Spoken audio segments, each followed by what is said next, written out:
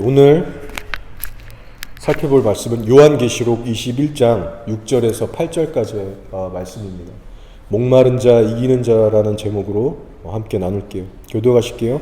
또 내게 말씀하시되 이루었도다. 나는 알파와 오메가요 처음과 마지막이라. 내가 생명수 샘물을 목마른 자에게 값없이 주리니. 이기는 자는 이것들을 상속으로 받으리라. 나는 그의 하나님이요 그는 내 아들이 되리라.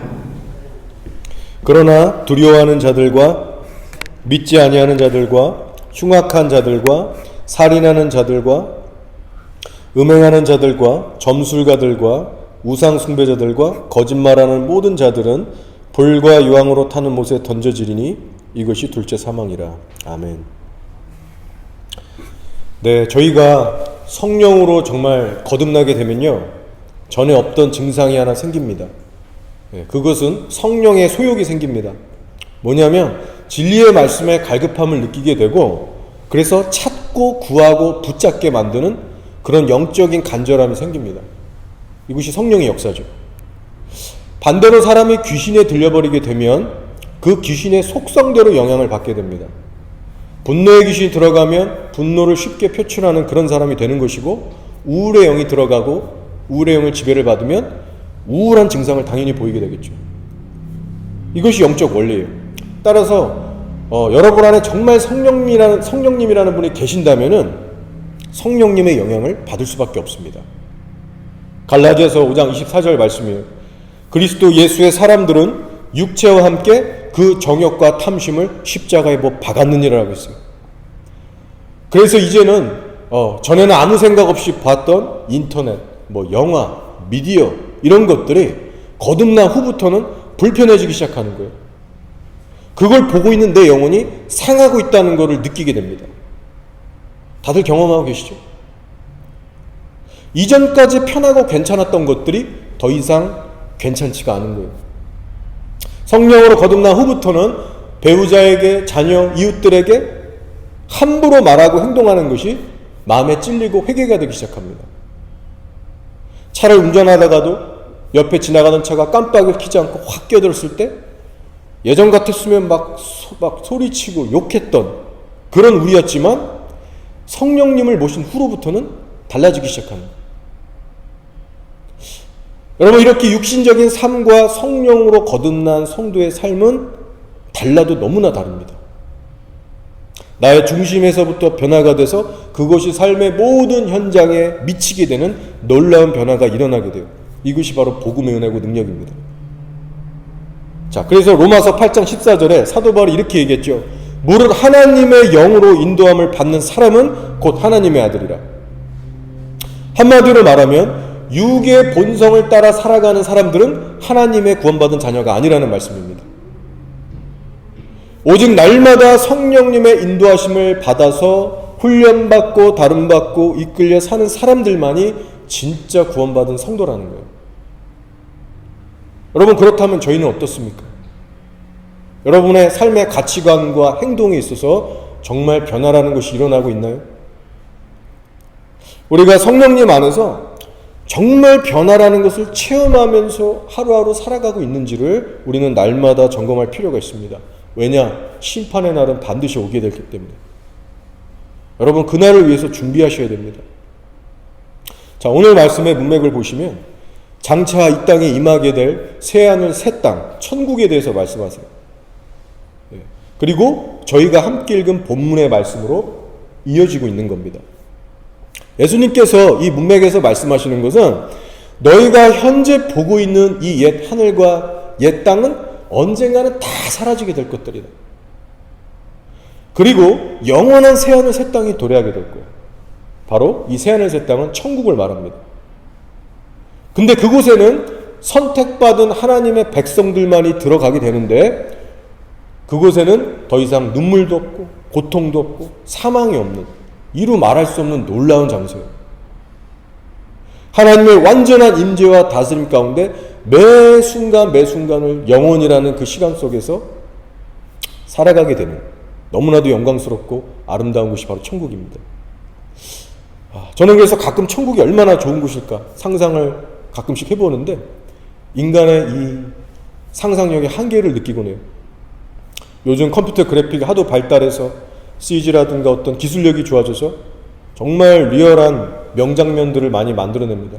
근데 그 어떤 기술력으로도 이 천국에 대한 어떤 이 생생한 이런 것들은 온전히 담아낼 수가 없어요. 인간의 이성으로도 다 생각할 수가 없고 표현할 수가 없는 법입니다. 여러분, 천국은 그 정도로 인간의 상상력을 뛰어넘는 곳입니다. 자, 근데요, 우리가 이러한 좋은 천국에 꼭 들어가야만 하는 또 다른 하나의 절대적인 이유가 있습니다. 자, 그 이유가 뭐냐면 천국만 있는 게 아니라 지옥도 존재하기 때문이에요. 여러분이 만약 천국에 입성하지 못하게 되면 지옥이라는 곳으로 가시게 될 겁니다. 근데 천국과 마찬가지로 지옥 역시 어떠한 영화 기술력으로도 그 지옥을 온전히 표현할 수가 없어요. 얼마나 무섭고 두려운 장소인지.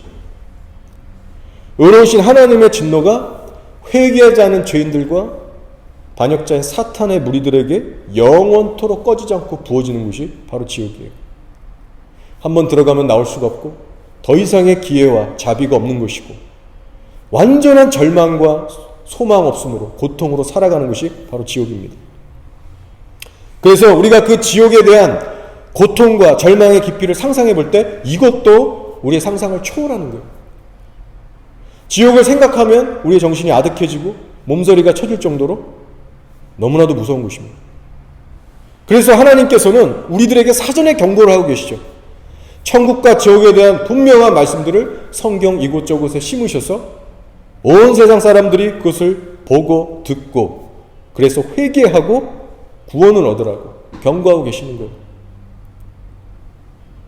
따라서 여기 계신 여러분들도 천국과 지옥의 실제를 다시 한번 실감나게 깨달으시고 결론적으로는 신앙의 열심을 내셔가지고 천국에 넉넉히 들어갈 수 있는 삶으로 날마다 준비하는 그런 지혜로운 자들이 되시기를 바랍니다.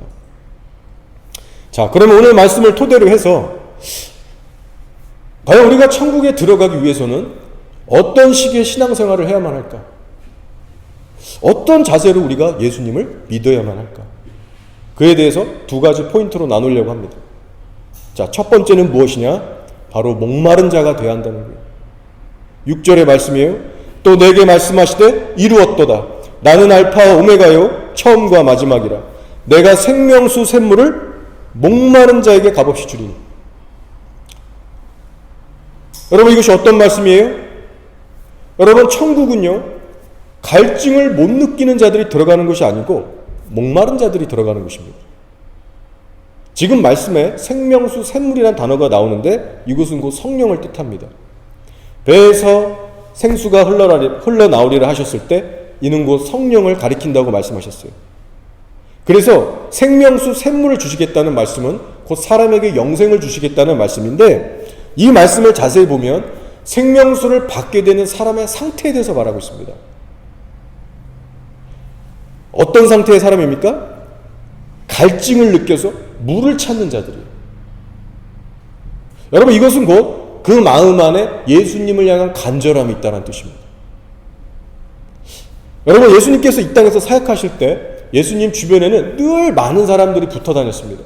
큰 무리들이 곁을 맴돌고 따라다녔어요.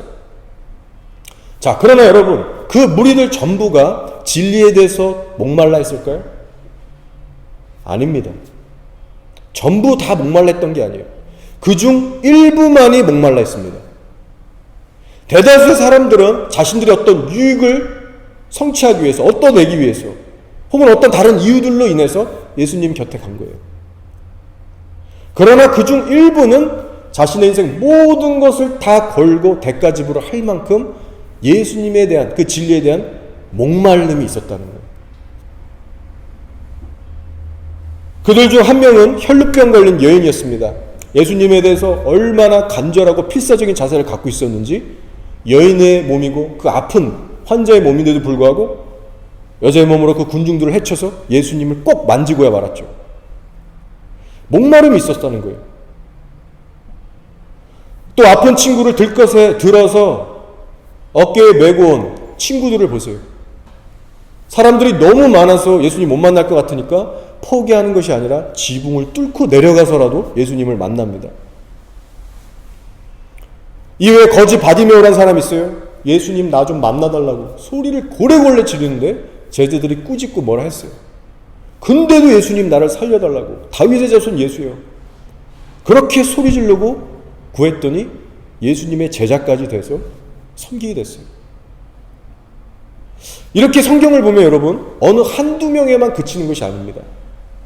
예수님의 진짜 제자가 돼서 구원을 받고 끝까지 그분을 따랐던 사람들에게는 진리에 대한 목마름이라는 것이 있었다는 거예요.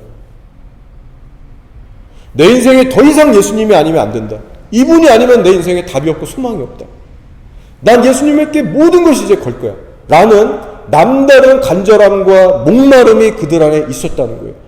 그리고 그런 목마름을 가지고 예수님을 찾아갔을 때 예수님께서 그들에게 어떠한 은혜와 구원과 능력을 베푸셨는가를 성경은 곳곳에서 기록하고 있는 겁니다. 자, 예수님께서 계시록에서 지금 말씀하시는 거예요.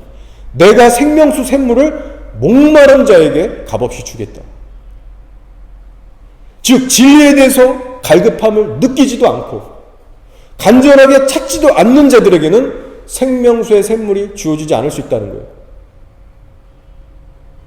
여러분 오늘날 교회는 습관적으로 나오고 있지만 예수님에 대한 목마름은 전혀 없은 채로 그냥 교회만 왔다 갔다 하는 사람들이 한두 명이 아닐 겁니다. 영적으로 다 잠들어 있고 죽어 있는데도 자각을 하지 못한 채 그렇게 영적으로 죽어가고 있는 사람들이 한둘이 아니에요. 여러분은 어떠십니까? 정말 우리가 두렵고 떨리는 마음을 가지고서 과연 우리들의 마음 안에는 예수님을 향한 간절함이 얼만큼이 있는가, 그것을 꼭 살필 필요가 있어요. 자, 여러분 그렇다면 왜 그토록 이 목마름이라는 것이 중요한가? 혹시 그 이유를 아세요? 예수님을 향한 목마름을 항상 유지해야 하는 것이 왜 우리 성도들에게 그토록 중요한가? 왜냐면요, 우리가 끊임없이 예수님을 목말라고 갈망해야만 우리의 시선과 마음을 세상에게 뺏기지 않게 되고요, 성령을 따라 살 수 있는 은혜와 능력을 얻게 되고요, 그로 인해서 육신의 삶을 벗어날 수가 있게 되는 겁니다. 자, 너무나 중요한 부분이라 다시 한번 말씀드릴게요. 잘 들어보세요. 끊임없이 예수님을 목말라며 갈망해야만 우리의 시선과 마음을 세상으로부터 지킬 수가 있고 하나님의 뜻대로 살아갈 수 있는 성령의 은혜와 능력을 얻게 되는 것이고, 그로 인해서 성령의 삶을 살아갈 수가 있는 거예요. 영의 삶을. 따라서 끊임없는 갈증을 느끼면서 사는 삶이 여러분 얼마나 복된 삶인지 모릅니다. 한 번은 제가 박보영 목사님의 설교를 듣는데 제자들에게 항상 이런 조언을 주신다고 말씀하시더라고요. 너희들 산기도 가는 건 너무 좋은데 가서 찍고 오지 마. 마치 출근해서 나 출석했다 도장 찍고 오듯이 그렇게 타성해져는 습관성으로 기도하지 말라는 거예요. 처음에는 모두가 대단한 열정과 주님 사랑하는 뜨거운 마음, 간절한 마음으로 다 시작했어요. 근데 그것이 몇 달, 몇 년이 되다 보니까 다들 열정, 간절함이 사라지고 찍고 오는 이런 현상들이 벌어지는 거예요. 그래서 그런 가벼운 행위에 신앙하지 말라, 그런 말씀이겠죠. 여러분 우리의 신앙이 정말로 성숙해져 가면요, 그때부터는 눈에 보이는 어떤 행위에 집착하기보다도 눈에 보이지 않는 마음 상태에 대해서 예민하게 신경 쓰기 시작합니다. 네, 여러분들은 성숙하시니까 항상 마음에 그렇게 신경 쓰고 계실 거예요. 여러분 이게 왜냐면 성경에서 얘기하듯이 생명이란 것이 마음에서부터 흘러나오기 때문에 그래요. 잠언 4장 24절이죠. 23절 모든 지킬 만한 것 중에 더욱 너의 마음을 지키라. 생명의 근원이 이에서 남이니라 했어요. 따라서 혹시라도 여러분 마음 안에 지금 예수님을 향한 목마름이 서서히 무뎌지고 자꾸만 나도 모르게 그것이 식어가고 있다면 위기의식을 가지시기 바랍니다. 왜냐? 이것은 생명과 관련이 있는 것이죠. 마음에서 생명이 나오는 것이기 때문에. 그래서 하나님께 기도하고 부르짖어서 어떻게든 그 마음을 주님 안에서 회복하는 그 일이 너무나 중요한 겁니다. 제가 여태까지 여러 사람들을 만나면서 신앙 상담도 해주고 교제도 하면서 발견한 한 가지가 있어요. 그것이 뭐냐면 예수님에 대한 목마름이 서서히 사라지기 시작할 때부터 사람들은 다시 세상으로 눈을 돌리기 시작하고 딴짓하기 시작하고 신앙의 열정은 급속도로 식어지게 된다는 것을 제가 반복해서 늘 보고 있습니다. 이것이 모든 사람에게서 발견되는 공통점인데 목마름이 떨어지기 시작하는 바로 그 순간부터 영적인 퇴보도 급속도로 이어진다는 거예요. 시작된다는 거예요. 더 이상 예전처럼 기도하지 않고요. 더 이상 예배에 대한 열정이나 사모함도 없고요. 신앙생활이 형식화, 습관화가 돼가기 시작합니다. 영적인 활력과 생기가 사라지기 시작해요. 그래서 이제는 그저 교회 출석해서 이 정도 대충 섬기면 된다는 식으로 이제 굳어지게 되는 겁니다. 따라서 여러분, 우리들의 신앙생활에 있어서 무엇보다 가장 중요한 것이 뭘까요? 나 과거 한때 성령 충만했어. 과거의 한때가 중요한 것이 아니고 무조건 현재의 나의 상태만이 중요합니다. 하나님 앞에서 내가 어떠한 자인가는 과거의 한때 좋았던 나의 모습으로 평가되는 것이 아니고 무조건 현재 나의 상태로서 평가받게 되는 거예요. 여러분, 하나님이 우리에게 기대하고 계신 것은 하나님을 향한 진실한 마음 그 하나입니다. 하나님은 우리가 살아 반응하는 신앙인이 되기 원하시지 굳어진 종교인을 원하지 않으세요. 따라서 목마름이라는 것은 결국 종교인과 신앙인을 확실하게 구분짓게 해주는 그런 매우 중요한 요소라는 것을 꼭 기억하시기 바랍니다. 여러분, 우리들의 마음이요, 얼마나 빠른 속도로 쉽고 부패하기 쉬운지 여러분 진짜 알고 계십니까? 네, 우리가 신앙에 대한 열정을 잃어버리는 데는요 결코 많은 시간이 필요하지가 않습니다. 제가 매주 전도를 하잖아요. 근데 전도 나가는 전날에 예를 들어 세상의 어떤 일에 대해서 제가 분주하게 막 생각을 하거나 거기에 매이거나 그래서 막 신경이 거기 가면요 전도에 대한 열정이 확 감소해버리는 걸 느껴요, 제 안에. 아니, 불과 며칠 전만 해도 제가 전도하면서 하나님이 주시는 막 은혜와 감동과 영혼들에 대한 마음, 막 하나님 나라에 대한 막 그 사명감이 막 다시 막 차올랐는데 불과 며칠 만에 그 마음이 다시 떨어지는 겁니다. 어떤 연고로요? 바로 세상의 그 무언가에 골몰하거나 마음을 빼앗기거나 매이게 될 때 타격이 바로 오는 거예요. 그 며칠 만에 전도하는 일이 다시 부담스러워지기 시작하면서 좀 쉬고 싶은 마음이 강해지는 거예요. 그러면 제가 어떻게 할까요? 네, 하나님 앞에 다시 무릎 꿇고 기도하고 회개하면서 부르짖고 또 부르짖고 성령의 충만의 회복을 위해서 발버둥 칩니다. 그렇게 하나님께 매달리면서 기도의 씨름을 하다 보면은 다시 또 새로워져요. 흐릿했던 영적 시야가 맑아지고 눌렸던 마음이 풀어져서 자유케 되고 다시 한번 담대함이 부어지고 열정이 회복되고 하나님께 집중하는 삶이 다시 회복돼서 일어나게 됩니다.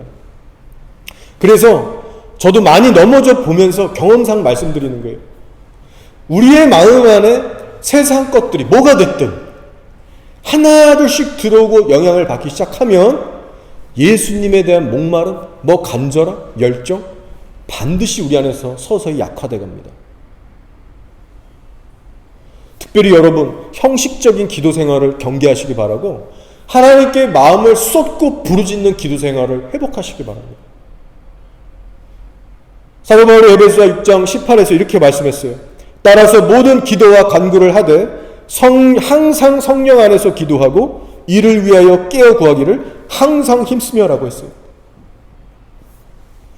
여러분, 결국 어떤 성도들만이 예수님을 향해서 끊임없는 갈망으로 집중력으로 목마름으로 유지할 수 있을까요?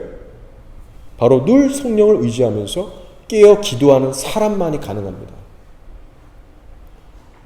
성령 안에서 늘 깨어 기도하는 사람만이 육신의 삶에 다시 매기 시작할 때 스스로 예민하게 감지할 수 있고요. 또한 심각하게 여기면서 대처할 수 있게 됩니다. 따라서 여러분이 정말 영적으로 성령 충만한 그런 활기찬 신앙생활을 하길 원하시면 열정적인 기도 생활을 반드시 하셔야 됩니다. 자, 그래서 이제까지의 내용을 한번 정리하면 오늘 6절 말씀에서 여러분이 주목하셔야 할 단어는 목마른 자라는 단어예요. 내가 생명수 샘물을 목마른 자에게 값없이 주리니.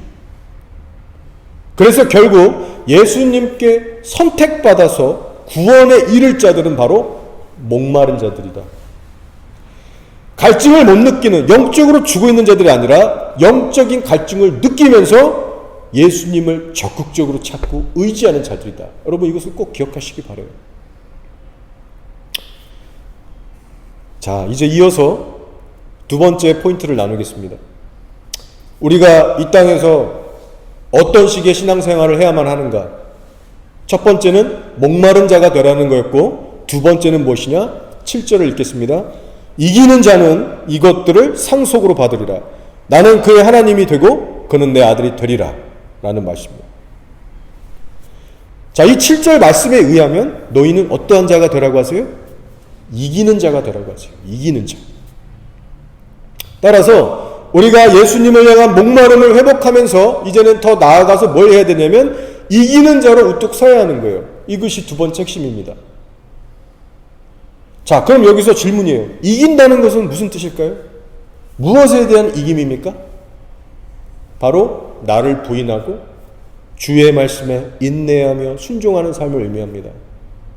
곧 죄와의 싸움이고 곧 나에 대한 부인이고 하나님에 대한 순종을 말해요. 그래서 이긴다는 것은 곧 순종의 삶을 의미합니다. 저는 이 말씀을 묵상하면서 예수님께서 말씀하신 네 가지 밭의 그 비유의 말씀이 떠올랐어요. 길가, 돌짝밭, 가시떨기, 옥토밭. 그 네 가지의 밭에 대한 비유의 말씀입니다. 결론적으로 이 비유의 말씀을 보시면 옥토의 심령을 가진 사람들만이 천국에 들어가게 될 것이다. 고로 너희들도 옥토의 심령처럼 돼야 된다라는 그런 말씀이에요. 그래서 누가복음 8장 15절을 보면 옥토의 심령을 가진 사람은 그럼 어떠한 자들인가? 예수님께서 이렇게 말씀하셨어요. 좋은 땅에 있다는 것은 착하고 좋은 마음으로 말씀을 듣고 지키어 인내로 결실하는 자니라. 지금 이 말씀에 의하면 옥토의 심령을 가진 사람은 어떤 사람들이라고요? 말씀을 듣고 지키어 인내로 결실하는 자. 즉 인내로 견디며 순종하는 자들이 천국 들어갈 자들이라는 거예요. 저는 이 말씀을 묵상하면서 그래, 이긴다라는 것의 의미가 바로 이런 것이겠구나. 여러분, 복잡한 것이 아닙니다. 성경에 이런 표현들이 나오죠. 천국에 들어가려면 침노하는 자가 되라. 천국은 침노하는 자들의 것이다. 이기는 자가 되라. 요한계시록 2장 3장을 보시면 소아시아 7교회가 나오는데 7교회마다 빠짐없이 예수님이 이겨라, 이겨라, 이기는 자는 이렇게 해주겠다라는 말씀을 반복하세요. 무슨 말이냐면 너희는 온 마음과 뜻과 힘을 다해서 진리의 싸움을 힘차게 싸우라는 주님의 명령인 거예요. 한마디로 천국으로 가는 길의 여정은 쉽지 않다는 거예요. 끊임없는 인내와 결단과 대가짐으로 하지 않는다면 끝까지 갈 수가 없는 길입니다. 여러분, 구약의 사사기 2장을 보시면요, 하나님을 이미 믿는다고 하는 이스라엘 백성들에게 하나님께서 엄하게 꾸짖으시는 그런 장면이 나옵니다. 그 이유를 보니까 그렇게 하지 말라고 명령을 수차례 하셨는데도 불구하고 가나안 족속들하고 교제하고 언약 맺고 쫓아내지도 않고 그냥 그렇게 그들과 섞여버린 거예요. 그래서 하나님께서 여호와의 사자를 보내셔서 이러한 징계의 심판을 내리셨습니다. 한번 들어보세요. 그러므로 내가 또 말하기를 내가 그들을 너희 앞에서 쫓아내지 아니하리니. 지금 하나님이 말씀하시는 거예요. 내가 그 가나안 족속들을 너희 앞에서 쫓아내지 아니하리니 그들이 너희 옆구리에 가시가 될 것이며 그들의 심들이 너희에게 올무가 되리라 하였노라. 자, 이 엄한 책망과 징계를 이스라엘이 듣게 됐어요. 근데 그때 백성들이 어떠한 반응을 보였는지 아세요? 다음 구절에서 이렇게 얘기합니다. 여호와의 사자가 이스라엘 모든 자손에게 이 말씀을 이름해 백성이 소리를 높여 운지라. 울었다는 거예요. 그러므로 그것을 이름하여 복임이라고 하고 그들이 거기서 여호와께 제사를 드렸더라. 자, 여기서 복임이라는 말의 의미는 뭐냐면 우는 자들이라는 뜻이에요. 우는 자들. 막 대성통곡을 한 거예요. 그 말 듣고. 하나님의 청청병력 같은 꾸짖음을 듣고 백성들이 좀 이렇게 운 거죠. 그래서 그 슬퍼하고 울었던 장소를 보고 복임이라고 지금 기록해 놓고 있는 거예요. 근데 여러분 중요한 것은요. 이들은 눈물만 흘렸지 진정한 회개 열매는 맺지 못했다는 겁니다. 사사기에 반복되는 메시지를 아시죠? 좀만 시간이 되면 언제 그러냐는 듯이 하나님을 또 배신하고 세상하고 섞여서 계속해서 죄를 반복해서 칩니다. 눈물 콧물 흘릴 거 다 흘려봤지만 결국은 자기의 소견대로 살다가 끝나는 인생들이 됐어요. 이것이 사사기의 메시지거든요. 루저들의 인생을 얘기하는 거예요. 이기는 자가 아니라. 따라서 우리 또한 명심해야 합니다. 우리가 아무리 교회 와서 은혜 받고 대성 통곡을 하고 울고불고 난리 쳤다고 해서 저절로 이기는 자가 되는 게 아니에요. 여러분 오직 인내로 나아가는 훈련을 통과해내지 못하면 늘 신세 타령만 하고 눈물만 흘리고 끝나는 루저가 되는 거예요. 결국 인내신앙으로 나아가지 못하면 이기는 자는 될 수가 없습니다. 자, 그럼 예수님의 4가지 밭 비유로 돌아가서 돌밭의 심령을 가진 자들에 대해서 잠시 얘기해 볼게요. 예수님께서 이렇게 설명하셨어요. 돌밭에 뿌려졌다는 것은 말씀을 듣고 즉시 기쁨으로 받되 그 속에 뿌리가 없어 잠시 견디다가 말씀으로 말미암아 환난이나 박해가 일어날 때는 곧 넘어지는 자요라고 하셨어요. 자, 이 말씀을 처음에 딱 보면요 좀 솔깃한 내용이 나와요. 그것이 뭐냐면 돌밭의 심령을 가진 사람들도 하나님의 말씀을 들을 때 기쁨으로 받았다는 겁니다. 이게 무슨 말이냐면 하나님에 대해서 진리에 대해서 나름 간절함도 있고 나름 목마름도 있고 기대감도 있다는 뜻이에요. 그래서 오늘날 따지면 이렇게 교회 여러분처럼 오셔서 목사님들 설교에 아멘도 하고 즐거워하면서 그렇게 동의하면서 돌아가는 성도들을 다 포함하는 겁니다. 나름 진리에 대한 목마름이 있었다는 거예요. 근데 문제는 뭐예요, 여러분? 그 사람의 속마음에 뿌리가 없다. 뿌리가 없기 때문에 세상에 환난이나 박해나 유혹이나 시험이 오면 여지없이 곧 무너지는 자들이라고 말씀하세요. 당연한 거죠. 뿌리가 없으니까 버티질 못하고 무너지는 겁니다. 쉽게 흔들려서. 자, 그러면 여러분 이어서 돌밭 같은 사람들은 왜 뿌리가 깊게 자라지 못하는 걸까요? 생각해 보셨습니까? 그 이유는요 매우 간단합니다. 지금 이 비유 자체에서 이미 힌트에 답을 주고 있듯이 수많은 돌들이 그 심령을 짓누르고 있기 때문입니다. 자, 그럼 이 돌덩이들은 뭘까요? 이 돌들은 영적으로 해석하면 곧 세상으로부터 오는 오만 가지의 유혹들, 걱정, 시험, 근심, 어려움, 어떤 그 총체적인 세상적인 것들을 의미합니다. 자, 여러분 돌에는 생명이라는 것이 없어요. 그렇죠? 돌은 생명이 없어요. 돌은 하나님으로부터 오는 것이 아닙니다. 그리고 돌은 쌓이면 무거워지기 시작해요. 돌밭이라고 했어요. 돌이 하나 둘씩 계속 모이는데 어느 순간 감당이 안 되는 거예요. 무거워서. 여러분 그렇게 세상적인 것들이 사람의 심령 안에 계속해서 밀려 들어와서 자리를 잡기 시작하면요 그 사람이 어떻게 될까요? 짓눌려지고 막히고 답답해지는 거예요. 이루 말할 수 없는 답답함이 그 심리에 꽉 막혀버리는 겁니다. 그러면 하나님의 말씀이 들어와도 자리를 잡을 공간이 없는 거예요. 아무리 말씀을 듣고 눈물 흘리고 잠시 은혜를 받아서 기쁘고 뭘 다 해도 심령의 공간이 턱없이 부족하기 때문에 그 내적 환경이 받쳐주지 못하기 때문에 뿌리를 못 내리는 거예요. 결실을 못하는 거예요. 그럼 소멸되는 겁니다.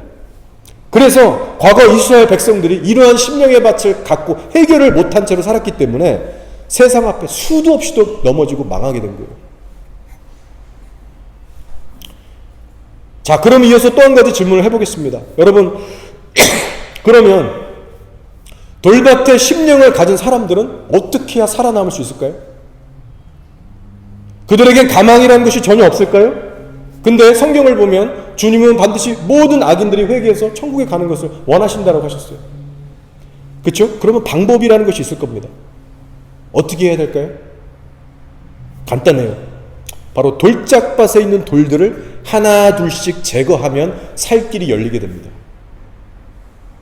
아무리 힘들고 어렵고 시간이 오래 걸려도 돌을 하나 둘씩 꺼내는 작업을 하면, 갈아엎기 시작하면 가능성이 있는 거예요. 여러분, 참 다행스러운 현실이 뭐냐면요, 태어날 때부터 100% 옥토의 심령을 가진 사람은 단 한 명도 없다는 사실입니다. 여러분, 예수님의 제자들을 보세요. 처음부터 옥토의 심령을 가진 사람들 있었어요? 아니요. 내가 너보다 잘났어. 크고자 하는 어떤 경쟁심부터, 쉽게 분노하는 분노, 열등감, 두려움, 걱정, 야망, 얼마나 버려야 할 것들이 많았습니까? 결코 옥토의 심령이 아니었어요. 그래서 우리가 예수님께서 말씀하신 이 네 가지 비유의 밭, 그렇죠? 이 비유를 들을 때 조심해야 할 것은 어떤 과격한 운명론으로 빠져서 해석하면 안 된다는 거예요. 누구는 돌짝밭의 운명으로 태어나서 그렇게 될 수밖에 없고, 누구는 가시떨기의 밭으로 태어나서 평생 그렇게 살다가 헤어날 수 없는 그런 어떤 정해진 운명론을 말씀하신 게 아니라는 거예요, 이 말씀. 저 여러분들 보세요. 성령으로 우리가 거듭났다고 하지만 얼마나 우리 안에 때론 가시떨기와 같은, 돌짝밭과 같은 그런 세상의 유혹, 시험, 걱정에 우리가 시달립니까? 우리 안에서도 지속적으로 베어버리고 뽑고 드러내야 하는 돌들과 가시들이 너무나도 많은 거예요. 그래서 예수님께서 제자들에게 하신 말씀이 뭐예요? 너희는 내 말씀에 의해서, 나에 의해서 온몸이 깨끗해졌어. 그렇지만 내가 만약 너희들의 발을 씻기지 아니하면 너희는 나와 상관이 없는 자들이라고 하셨어요. 무슨 말이냐면, 구원을 받아서 거듭났지만 날마다 회개하고 버리고 싸워야 할 죄들의 문제들이 여전히 너희들에게 남아있다는 거예요. 그래서 회개하는 심령으로 내 안에서 발견되는 매일의 죄들에 대해서 인내로 싸우며 거룩한 여정을 걸어가지 않으면 나와 상관이 없다, 구원받지 못할 수도 있다는 그런 무서운 말씀이기도 합니다. 자, 결론적으로 저 여러분 모두는요, 싸우는 자들이 되어야 합니다. 싸우는 자들이. 여러분의 영혼을 쉴 새 없이 숨막히게 만들고 약하고 병들게 만들어서 끝내는 망쳐 숨통을 끊으려고 하는 그 수많은 세상의 돌들과 가시들의 공격으로부터 싸울 줄 아는 성도들이 되셔야 하는 거예요. 여러분, 옥토밭의 성도가 돼서 열매를 많이 맺는 일은요, 저절로 되어지는 일이 아닙니다. 예수님만을 위한 그런 거룩한 포도밭 같은 내 자신이 되기 위해서는 날마다 내 스스로를 가지치게 해야 되고요, 그리고 나의 포도원을 망치려는 그 원수들을 대항해서 분별하고 깨어서 같이 싸워야 되는 거예요. 생명을 걸고. 강도 높은 신앙의 훈련이 요구되는 겁니다. 예수님께서 말씀하신 대로 천국으로 가는 길은 쉽고 편하다고 하시지 않으셨어요, 한 번도. 천국의 길은 좁고 협착해서 오히려 많은 이들이 찾지 않을 거라 하셨습니다. 그렇다면 우리가 필사적으로 인내를 배우고 순종을 배우는 그런 자세가 없이 그 좁은 길을 어떻게 끝까지 우리가 완주할 수 있겠어요? 자, 그런 의미에서 오늘의 7절 말씀을 다시 한번 읽어드릴 테니 가슴에 새기시기 바랍니다. 이기는 자는 이것들을 상속으로 받으리라. 미래형이에요. 조건부예요. 이기는 자는 이것들을 상속으로 받으리라. 나는 그의 하나님이 되고 그는 내 아들이 되리라. 이기는 자들만이 천국으로 상속을 받으리라. 지면 못 받는 겁니다, 여러분. 자, 이제 말씀을 정리하고 마칠게요. 천국에는 누가 들어갈 수 있는가? 오늘 아주 중요한 말씀을 나눴습니다. 그에 대한 두 가지 포인트를 말씀드렸는데 꼭 기억하세요. 첫 번째, 목마른 자가 되어라. 둘째, 이기는 자가 되어라. 그래야 천국의 유업을 받게 될 것이다. 여러분, 일단 이론은 매우 간단합니다. 그렇죠? 근데 우리가 정말 이제부터 이 말씀대로 살려면 쉽지 않은 매일의 결단과 자기 십자가라는 것이 여러분 요구될 겁니다. 그것이 우리를 지금 기다리고 있는 거예요. 저 문 밖을 나가는 순간. 세상 것으로 만족하고 익숙해지고 즐거움 다 뺏기고 배불러지는 그런 삶과 싸우지 않으면 불가능한 말씀이 될 겁니다. 세상과 하나님을 겸하여 동시에 섬길 수 없다고 했어요. 그래서 마치 박쥐처럼 왔다 갔다 어중간한 회색지대에 머물면 목마른 자, 이기는 자는 결코 될 수가 없음을 여러분 기억하시기 바랍니다. 귀 있는 자들은 성령이 하시는 말씀을 들으라 하셨어요. 오늘의 말씀은 단순한 말씀이지만 성도의 흉내만 내는 가짜들은 결코 순종에 이룰 수 없는 말씀입니다. 그러나 예수님을 진정 사랑하고 경외하는 목말라하는 진짜 성도들은 얼마든지 성령 안에서 살아낼 수가 있어요. 따라서 여러분만큼은 날마다 하나님을 굳세게 의지하고 붙드셔서 날마다 목마름도 더해지시고 또 승리의 날들도 점점 더 많아지시는 귀한 성도분들이 되시기를 주님의 이름으로 축복하고 기도합니다. 아멘.